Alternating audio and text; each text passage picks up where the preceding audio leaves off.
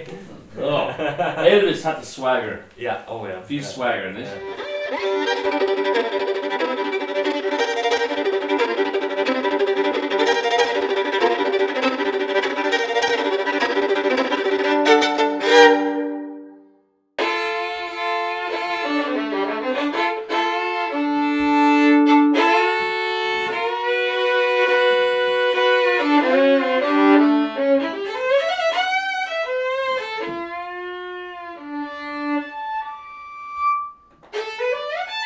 Eine der spontansten Begegnungen war der Corey aus LA. Und zwar habe ich am Vorabend die Nachricht bekommen, es ist ein super Typ aus USA, der kann wunderbar Bluegrass spielen. Und den musste ich unbedingt kontaktieren und der hat mir auch sofort zurückgeschrieben, was echt toll war, weil wir dann gleich am nächsten Tag diese Episode haben drehen können. Und er hat mir so viel beigebracht und ich muss unbedingt nochmal eine Stunde mit ihm nehmen, um wirklich gut Bluegrass zu lernen, weil er kann auch wahnsinnig gut mir das beibringen, glaube ich. Hey everybody, my name is Corey Simeone, ich heiße Corey Simeone, ich komme aus den USA und ich bin Musiker, so professioneller Musiker und Schauspieler und heute mache ich mit Matthias ein bisschen Bluegrass-Musik für euch.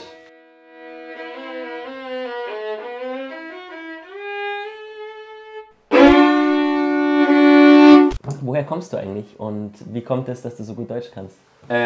Ich komme ursprünglich aus Idaho, so im Nordwesten von den USA. Und ich kann Deutsch, weil ich habe ein Stipendium bekommen in 1990. Ich habe ein Jahr so in Deutschland verbracht, in Lahnstein in der Nähe von Koblenz. Und seitdem kommst du häufiger eigentlich nach Deutschland, oder? Ja, schon 12, 13 Mal so mindestens. Ich meine, ich würde gerne so auf...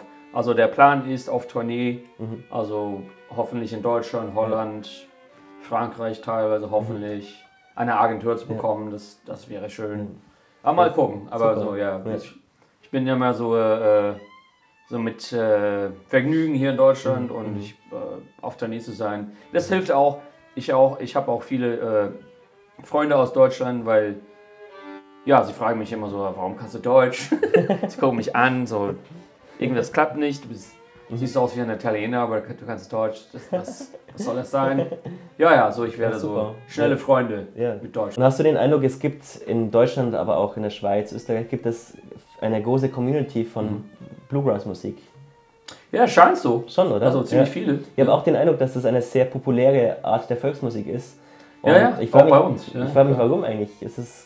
Was denkst du? Also zu spielen oder also das von der Art von Musik her. Ja. Die Leute lieben das irgendwie. Das ist, es ist schwierig. Also man kann nicht traurig oder deprimiert bleiben, wenn man Bluegrass hört. Das stimmt. Das ist fast unmöglich. Ja. Das, was du machst. Also wie du willst, so wie wir es jetzt gerade gemacht haben. Ja, klar. Und du führst es dann zum Schluss. Wie soll ich begleiten am besten? Wie hast du es? Ganz einfach. D-Dur und so.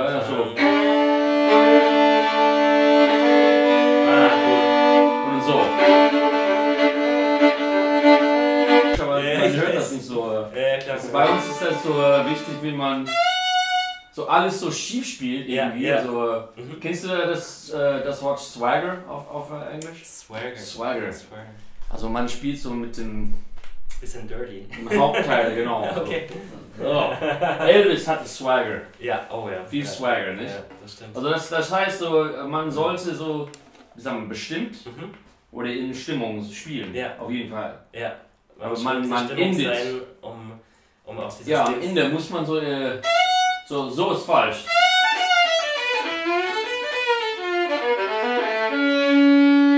Das geht nicht, aber so, wenn man...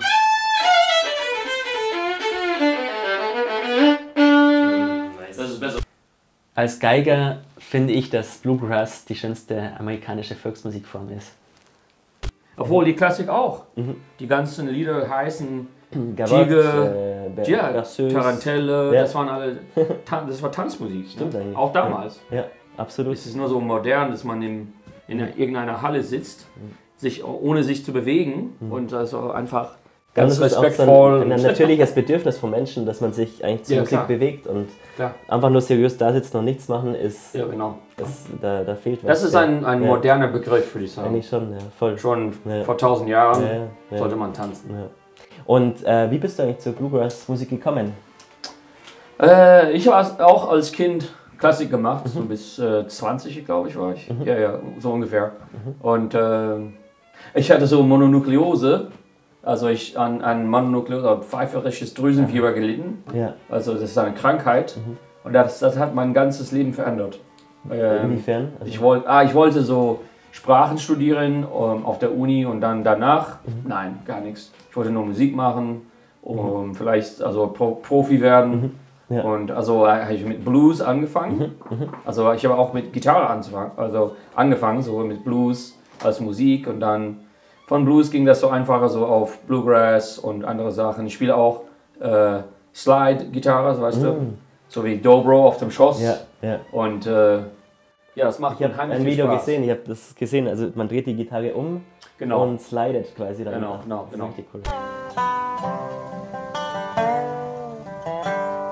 Ja, auch die Gitarre war aus 1929, National, so ein Typ aus England, hatte sie dabei. Das war, wow. Das heißt, du hast deine Band, deine Bluegrass-Band jetzt halt auch in L.A., wo du wohnst jetzt, und ihr spielt viel wahrscheinlich in klar, meine Band auch. spielt ziemlich entweder zu zweit, zu dritt, zu viert, kommt drauf an, wer dabei ist. Das ist der Vorteil bei der Musik, man kann mit wenigen spielen oder auch mit vielen, genau. Gell?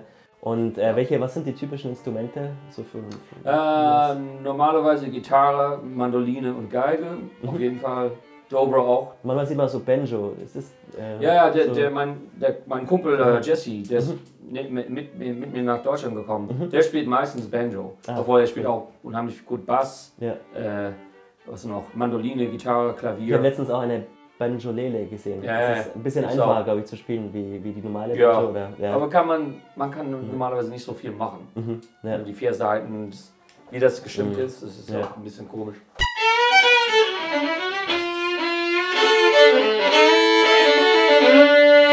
Also es ist echt unglaublich, wie schnell man durch Musik zusammenkommt. Wir haben uns jetzt erst kennengelernt und spielen jetzt gleich auch schon Musik zusammen. Und die Energie ist echt ansteckend. Ich schau mal, was auf mich zukommt jetzt. 1, 2, 3, und...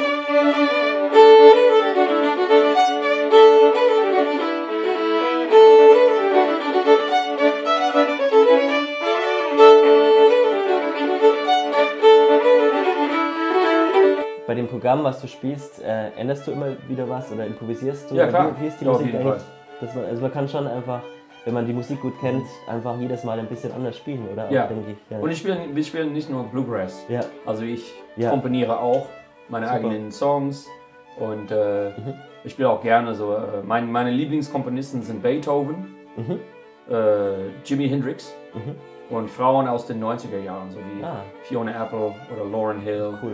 Und wir spielen auch viele so von. Auf jeden Fall Jimi Hendrix. Das macht unheimlich viel Spaß. Super. Auf der Geige. Ja, und die Geige ist mein bestes Instrument. Ja. Ich kann das am besten spielen. Also improvisieren zum Beispiel. Gitarre, das ist mein Klavier irgendwie. Ich komponiere Songs auf der Gitarre, weil ich kein Klavier spielen kann. Ja. Und Mandoline geht auch. Also, aber Geige und Dobro sind die spiele ich am liebsten, würde ich sagen.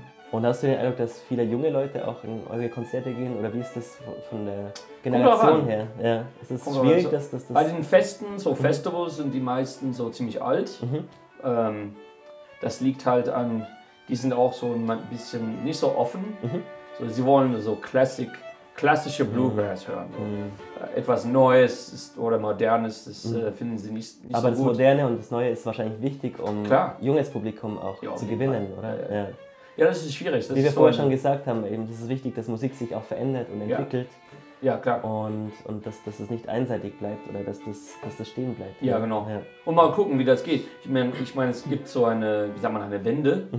Also in letzter Zeit, so statt so Instrumente zu spielen, die meisten Kinder oder was, die hören so Computermusik an. Ich meine, das ist eine neue Veränderung. Art von Musik auch. Gell? Ja, klar. Vielleicht kann man ein bisschen Bluegrass in die Computermusik bringen. Ja, könnte man versuchen. Die Musik schöner. Vielleicht, ich meine, obwohl es ist Hauptsache ist, dass man mit anderen Leuten, Ja. dass sich man verbindet mit anderen Leuten. Absolut.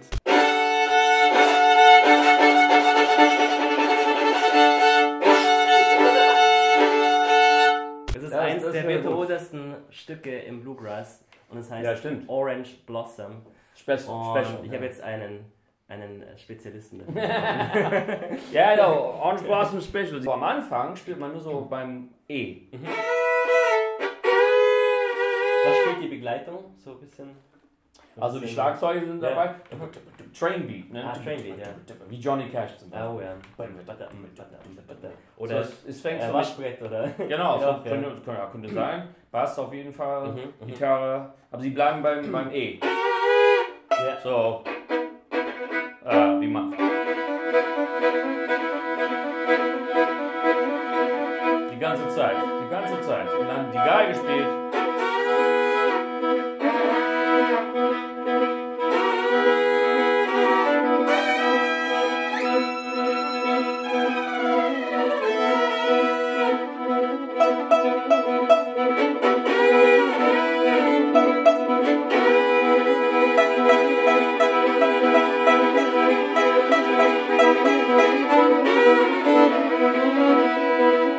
Ja, und dann irgendwann, Wow, cool. nachdem wie heißt denn Show-Off auf Deutsch? Also man angeben. Angeben, ja genau. Ja. Nachdem, Ja. irgendwann geht das so mit diesem, wie sagen wir das? Und so fängt es an.